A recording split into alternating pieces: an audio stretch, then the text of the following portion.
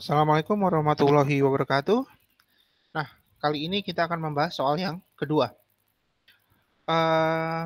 Dengan penjelasan dari video yang pertama, lalu dengan soal kedua yang ada di slide halaman ke-9, di sini adalah hasil dari jaringan kerja pada soal yang kedua. Nah, di sini ada 8 node untuk 9 aktivitas. Nah, kerangka kerja ini masih kita harus lengkapi dengan ET atau earliest time dan LT atau latest time-nya. Nah, untuk mengisinya seperti yang sudah dijelaskan pada video pertama, kita harus mulai pada node ke-1. Di sini nodenya sudah dikasih nomor ya. Ada nomor 1, 2, 3 sampai nomor 8. Untuk mencari untuk mencari earliest time atau ET, maka harus dimulai dari node ke-1 dan dimulai dari angka 0.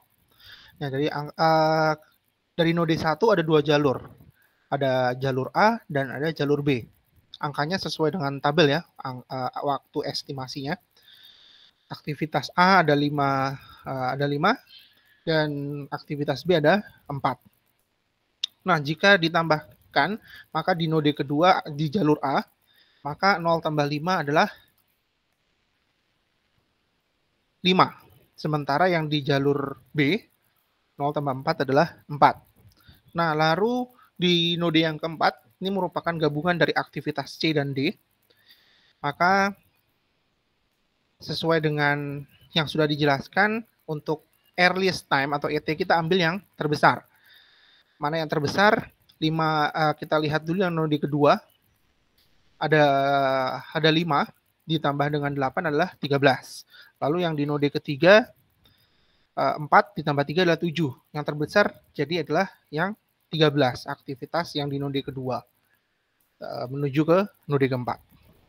Oke, sini ya.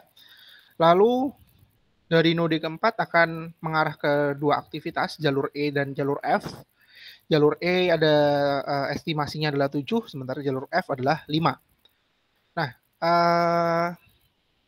di jalur F, maka 13 tambah 5 ada 18, sementara di jalur E ada 13 tambah 7 sama dengan 20.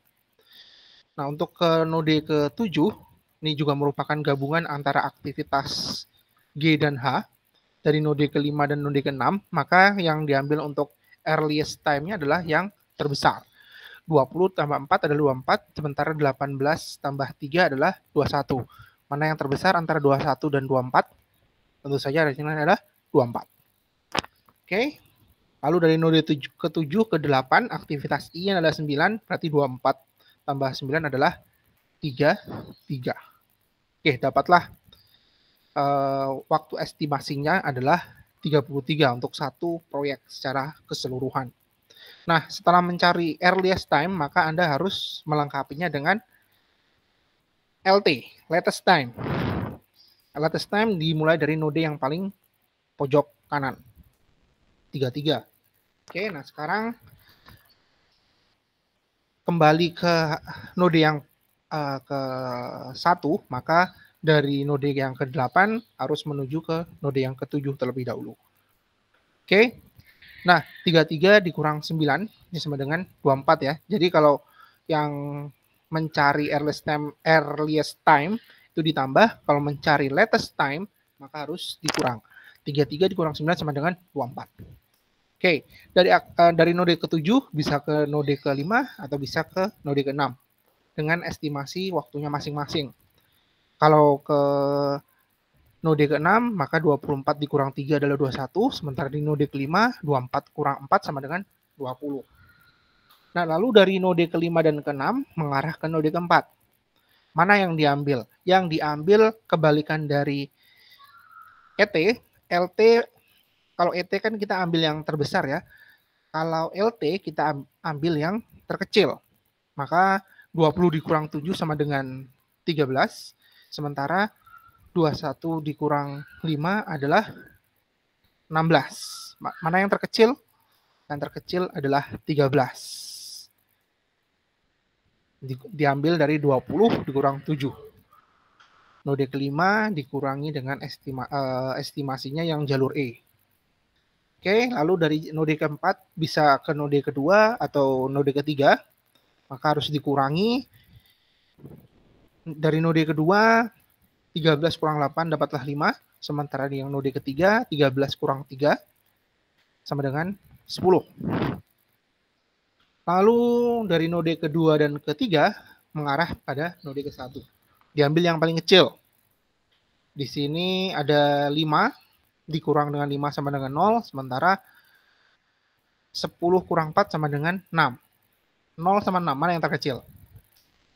Oke, ini ya. Berarti dapatlah kerangka kerjanya seperti ini. Secara lengkap. Nah, setelah kerangka kerja telah didapatkan, maka Anda harus menentukan jalur kritisnya. Tapi sebelum menentukan jalur kritisnya, Anda harus menghitung tabel total float-nya terlebih dahulu. Bagaimana cara menghitungnya? Sangat-sangat mudah, guys.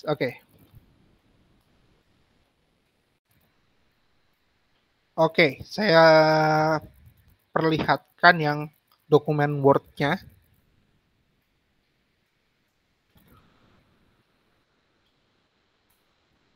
Oke, di sini kerangka belum.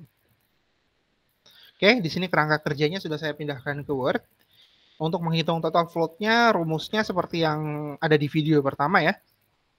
Jadi ini rumusnya. Tinggal kita aplikasikan ke tabel total float-nya. Oke. Total float dicari dengan mengurangi latest time dari J yang di sini ya. Lalu dikurangi dengan earliest time dari I di sini.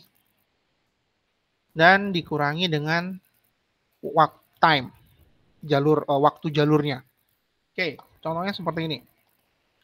Kita akan hitung yang total float jalur 1 dan 2. Yang jalur A nih berarti ya. Nah, latest time dari ini adalah J-nya di sini ya berarti ya. Sementara yang di sini adalah I. Berarti kalau latest time J-nya adalah 5. Dikurang dengan earliest time dari I. I-nya di sini, earliest time-nya adalah 0. Ini kok bukan sama dengan minus 0 dan minus dikurangi dengan time. Time-nya ada di jalur A ini adalah 5 estimasinya. Oke, dikurangi 5. Sama dengan 5 kurang 0 kurang 5 sama dengan 0. Gampang kan? Nah, oke, kita lanjutkan. Nah, total float untuk yang jalur aktivitas B. Total float 1, 3. Di sini ya berarti ya. Ini adalah I. Dan ini adalah J-nya. Latest time J-nya adalah 10 dikurang earliest time-nya I adalah 0 dikurang estimasi waktu dari jalur B adalah 4. Dengan 6. Oke, gampang kan?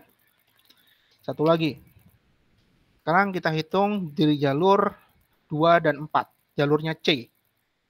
Total float-nya untuk yang jalur C, berarti kalau jalur C ini ya. Ini jalur C ya. Berarti J-nya di sini, I-nya adalah di sini. Berarti latest time J-nya adalah 13. Dikurang latest time, earliest time dari I. Earliest time-nya I di sini berarti dikurang 5 dikurang dengan time jalurnya, waktu estimasi dari jalurnya C. Estimasinya adalah 8 dengan 0.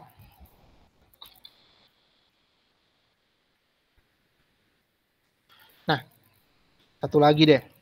Oke. Kalau yang ini bisa ya, menentukan jalur D ya. Kita coba satu-satu dulu deh. Untuk yang D, jalurnya D di sini. Berarti I-nya adalah di sini, J-nya adalah di sini. Latest time-nya untuk jalur D, aktivitas D-nya adalah 13 dikurang earliest time-nya I, di sini berarti dikurang 4 dikurang dengan estimasinya jalur D 3 sama dengan 5. Oke, gini bener ya. Oke. Nah,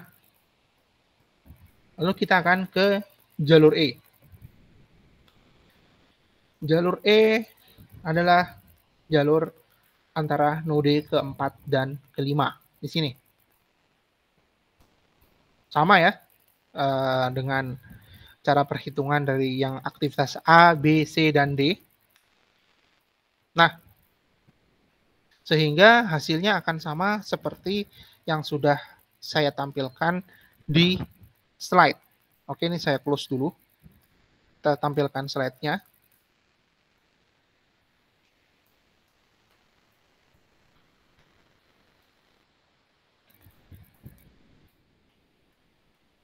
Ya, seperti ini ya.